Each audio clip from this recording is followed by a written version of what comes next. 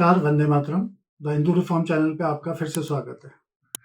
साथियों, थोड़ा-सा ये एपिसोड काफ़ी लेट हो गया क्योंकि पारिवारिक कुछ मेरे कारण थे, व्यस्तता थी, इस कारण से काफ़ी लेट हो गया। चलिए कोई बात नहीं, अपन बात करते हैं कि धर्म शब्द के विषय में आज का जो विषय है वो धर्म शब्द है। तो धर्म शब्द के विषय में समाज में जो चीज़ें चलित हैं वो ये मानते हैं कि भई धर्म जो है ये मेरा धर्म है, ये उसका धर्म है, ये अच्छा, ये बुरा धर्म है और धर्म मानने की तो अभी आयु ही कहाँ हुई है, अभी तो हम यंग हैं। इस तरह की बहुत सारी बातें जो हैं समाज में होती हैं और लोग धर्म से विमुख होते जा रहे हैं क्योंकि धर्म शब्द के बारे में समझते ही नहीं हैं। धर्म का नाम आते ही वही वही पूजा-पाठ, हवन, ये स्पिरिचुअल प्रैक्टिसेज़, इनकी बात होती है। लेकिन धर्म एक काफ़ी व्यापक शब्द है। आज अपन शब्द के बारे में ही चर्चा करने वाले हैं। देखिए, शास्त्रोक्त जो परिभाषा है धर्म शब्द की, वो कहती है कि धृतिः क्षमा दमो अस्तेयं शौचमिन्द्रियं निग्रह धीर विद्या सत्यम क्रोधो दशकम धर्म लक्षण। ये धर्म के 10 लक्षण बताए गए हैं, न कि धर्म की कोई शब्द की परिभाषा को परिभाषित किया गया है।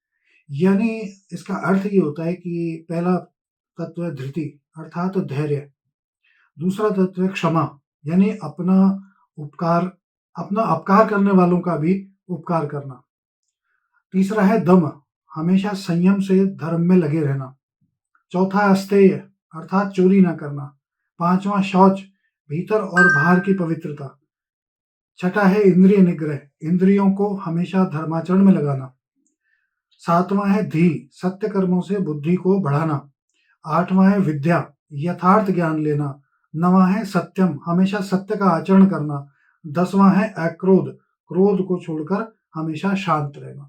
तो ये तो हमारे शास्त्रोक्त जो लोकाचार में धर्म के 10 लक्षणों के विषय में मैंने आपको बताया। ये मोटे तौर पे ये धर्म के 10 लक्षण बताए गए। किंतु धर्म शब्द के विषय में जब हम बात करते हैं तो उसका जो भावार्थ है या जो उसका मीनिंग निकलता है वो बहुत ही व्यापक है। धर्म शब्द जो है वो 2 अक्षरों से मिलकर बना है, ध और आधा रे और मैं। इसमें ध अक्षर जो है वो प्रतिनिधित्व करता है धारणा का, और आधा रे और मैं जो है वो प्रतिनिधित्व करता है परमार्थ का, कर्म का। आगे चलकर हम कर्म शब्द के विषय में भी वार्ता करेंगे, लेकिन आज हम धर्म शब्द के विषय में वार्ता कर रहे हैं। तो ध अर्थात धारणा और आधा रे और मैं अर्थात कर्म। लौकिक तौर पे हमारी चलित भाषा में इसको कहा जाए तो चैरिटी, परमार्थ करना, यानी एक ऐसी धारणा जो हमें परमार्थ करने के लिए प्रेरित करती है, सिखाती है, आचरण करना सिखाती है। तो आप देखिए कितना सुंदर इसका मीनिंग है कि एक ऐसी धारणा है जो हमें हमेशा परमार्थ करना सिखाती है। परमात्मा ने जो हमें यहाँ पर करने के लिए कहा है या उसकी आज्ञा है, अर्थात समस्त जीवों का कल्याण करना और निस्वार्थ रूप से, स्वार्थ रहित होकर परमार्थ के कार्य करने की प्रेरणा देने वाला शब्द है धर्म। अब इसमें जीवन के सारे आयाम आ जाते हैं, चाहे आपका व्यापार हो, व्यवहार हो, घर हो, गृहस्थी हो, जीवन की पूरी संरचना हो, तो उसमें ये धर्म शब्द जो है इतना व्यापक बन जाता है, जिसका आचरण करना, कोई ये कहे कि मैं धर्माचरण नहीं करना चाहता या मैं धर्म से विमुख हूँ, तो हो ही नहीं सकता। आप देखिए कि इंसान यानी मानव में और पशु-पक्षियों में अंतर क्या है? पशु-पक्षी भी इंसानों की तरह संतान उत्पन्न करते हैं, बच्चे पैदा करते हैं, उनका भी अपना एक घर होता है, गुफ़ा होती है, घोंसला होता है, वो भी भोजन करते हैं, वो सब लड़ाई झगड़ा इत्यादि इत्यादि जो भी एक जीव जो कर्म करता है वो सारे वो करते हैं। लेकिन एक मानव जो है उसमें एक अतिरिक्त एक चीज़ है जो कि है परमार्थ, यानी दूसरों के लिए करना, यानी चैरिटी करना। जानवर पक्षी जो हैं वो अपने हिसाब से अपने जीवन को जो भोग योनि है परमात्मा द्वारा प्रदत्त है, प्रकृति द्वारा प्रदत्त है, उसको वो भोगते हैं। किंतु मानव सर्वश्रेष्ठ इसलिए होता है कि वो अपने स्वार्थ से विलग होकर भी दूसरों के लिए करने की एक विधा धारण करता है, जिसे हम परमार्थ कहते हैं, चैरिटी कहते हैं। आप कोई प्याऊ बनवाते हो, आप कोई अस्पताल बनवाते हो, दूसरों के लिए अच्छा कार्य करते हो निस्वार्थ भाव से कि नहीं इसमें मुझे कुछ नहीं चाहिए, मुझे पैसा भी इसके बदले नहीं चाहिए, ना किसी की प्रशंसा चाहिए, बल्कि लोगों का कल्याण हो। तो ऐसा कार्य जो है वो जीव जंतु नहीं करते, मानव करता है, और यही मानव में और बाकी भोग योनि के जीव जंतुओं में अंतर है। तो भाई ऐसा कौन कहेगा कि हम ऐसे ही धर्म की परिभाषा पे हम धर्माचरण नहीं करना चाहते। यदि हमारे जीवन में से ये परमार्थ यानी एक दूसरे के प्रति निस्वार्थ भाव से करने की प्रेरणा खत्म हो जाएगी तो जीवन नष्ट हो जाएगा।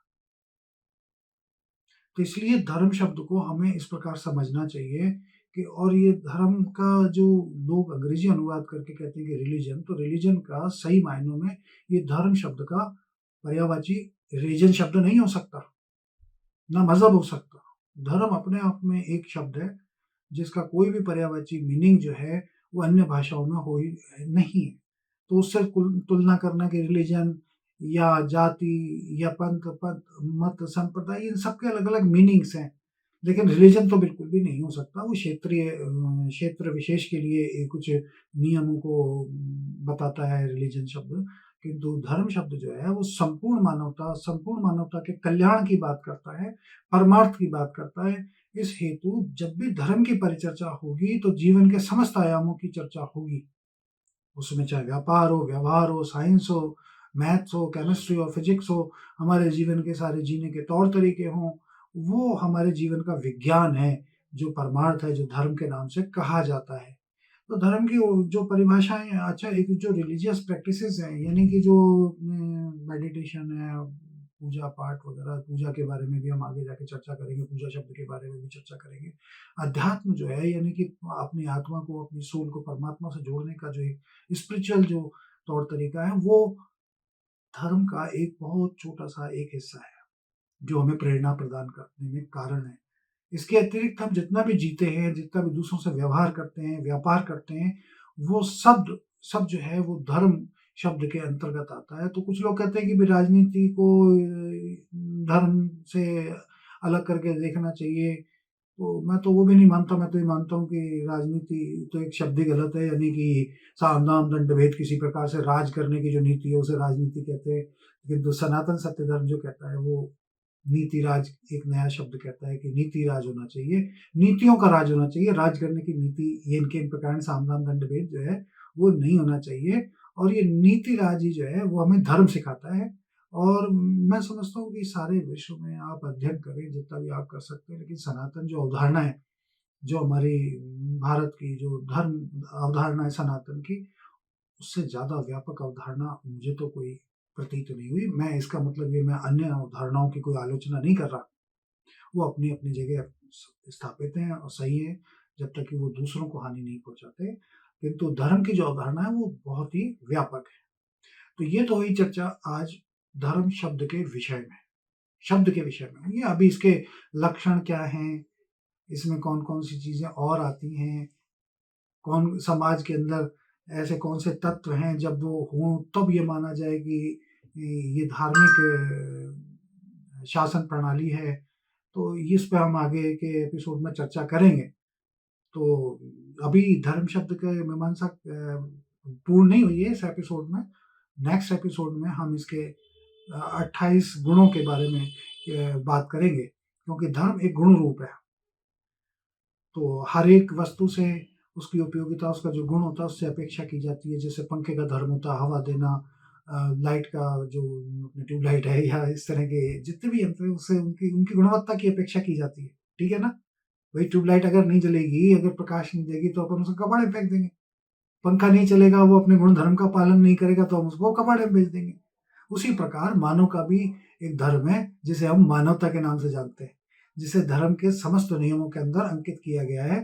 प्रकृति प्रदत्त है, परमात्मा प्रदत्त है कि भई धर्म की धर्म की जो नियमावली है वो यही सिखाती है कि मानव का धर्म क्या है? मानव का धर्म है मानवता। तो इसके विषय में हम अगले एपिसोड में फिर से बात करेंगे। एक रिक्वेस्ट और मैं आप लोगों से जो भी देखते हैं मैं करना चाहता हूँ कि ये जो एक मिशन है रिफॉर्म का, हिंदू रिफॉर्म का, इसमें मुझे आप सब लोगों के सहयोग की आवश्यकता है। सहयोग से मेरा मतलब है कि जो लोग रिफॉर्म चाहते हैं कि रिफॉर्म हो, धर्म में रिफॉर्मेशन आए, तो वो लोग मेरे से जुड़ें। मुझे सहयोगियों की बहुत आवश्यकता है, इसलिए मैं बार-बार अलग-अलग जगह पर निवेदन कर रहा हूँ कि जो भी लोग इसमें इंटरेस्टेड हैं, कि जो रिफॉर्म चाहते हैं, वो चैनल के माध्यम से मेरे टेलीफ़ोन नंबर, मोबाइल नंबर पे जुड़ें और सहयोग करें। ये मेरी आपसे अपील है और मैं हर एपिसोड में आपसे ये अपील करता रहूँगा। मुझे बहुत सारे सहयोगियों की आवश्यकता है। तो आज के एपिसोड में बस इतना ही। नमस्कार, वंदे मातरम।